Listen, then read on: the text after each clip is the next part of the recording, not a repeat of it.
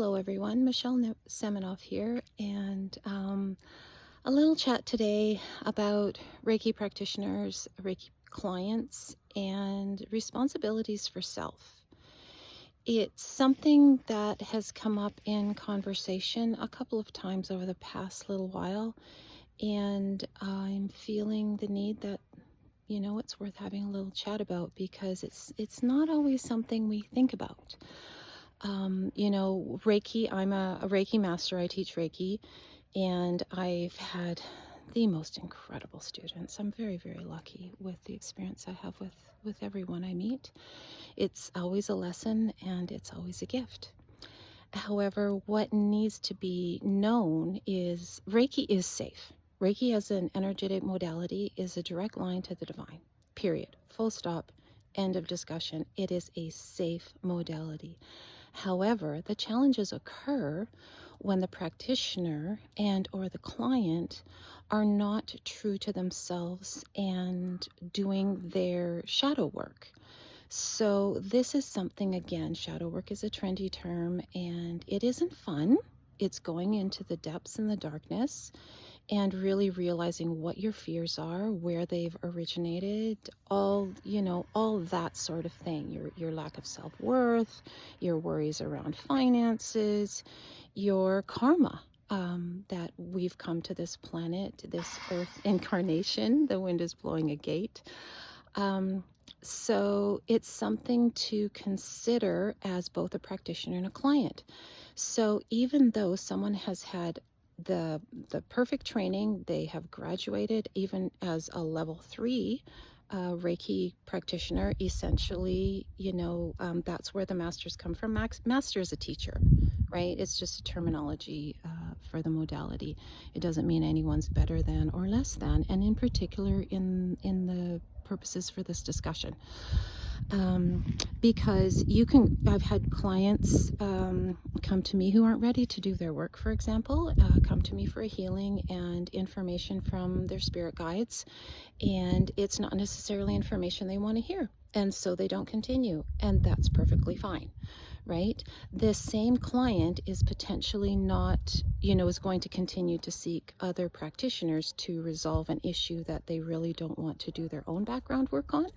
And again, broad strokes, this isn't everyone that doesn't want to continue with a particular person. If a person doesn't resonate just because a person doesn't resonate, that's perfect. There's no harm, no foul. Something to really be important to really consider in yourself. And again, this is the rabbit hole that we're speaking about today, is we are always responsible for our own selves. So you seek out a Reiki practitioner. They've got the certificate on their wall. They talk the talk. And yet something, you go see them, maybe you interview them over the phone or have an online chat or whatever. And it just, doesn't feel right. And so you're going, okay, but is it myself? Am I afraid of, really facing whatever the depth is of this issue that I really need to look at for my own self that I'm seeking help for? That's one side of the coin.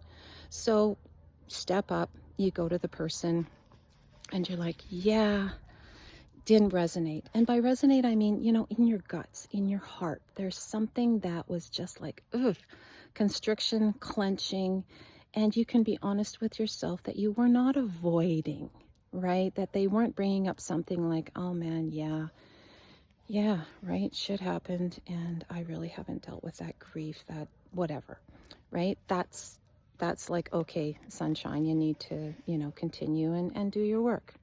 However, if it's the other way of like, what, there didn't seem to be a connection, what they said really didn't resonate, I'm not feeling comfortable with this, then don't rebook.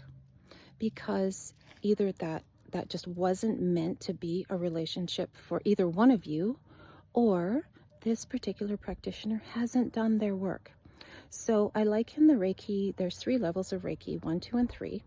And a person can begin helping others even after level 1. And I know people are going to have opinions about that, and you're welcome to them.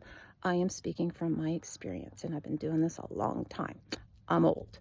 So, however, if the person, even at a level 3 Reiki, hasn't done their own work, it's like cleaning a house, and the house is sparkling and spotless, but if you don't wipe your feet after you've been in the mud outside and you track the mud into the house isn't clean anymore. So this is the continual work that, as a practitioner of any energy, any modality, no matter what it is, we practitioners need to do our own work, and it's hard. So to me, Reiki is like kindergarten, elementary school, and then high school. Great. And like I say, that is, it's a great education. The attunements are powerful, and it is a direct link with the divine. If you follow the protocols, you're doing the work. However, if you haven't taken a shower, for example, you're going to stink, right? So if you are not doing your own hygiene as a practitioner and your own higher learning for your own self stuff, that is going to get tracked into your sessions with your clients. So this video is also for you practitioners that may think, oh, tick that box, I've got my Reiki level 1, 2, or 3, I can help people, and I don't need to do anything else. Yeah, you do, right? And it doesn't mean that you have to go spend bazillions of dollars doing this training, that training, whatever. It means that you need to continue to do your own personal work. Do your own hygiene. Look at your own shadow self. If you're an empath, for example, and you've seen one client and you are just like, ugh, heartsick because totally resonates, and you haven't done your own personal steps for clearing that, and it's different for everyone. I mean, I teach a variety of tools, as many do, for your own hygiene, particularly when you see more than one person during a day. It's just like not washing your sheets, right? There's dirt, dust, hair follicles, things that, transfer from one client to another that are not helpful to the next client, right?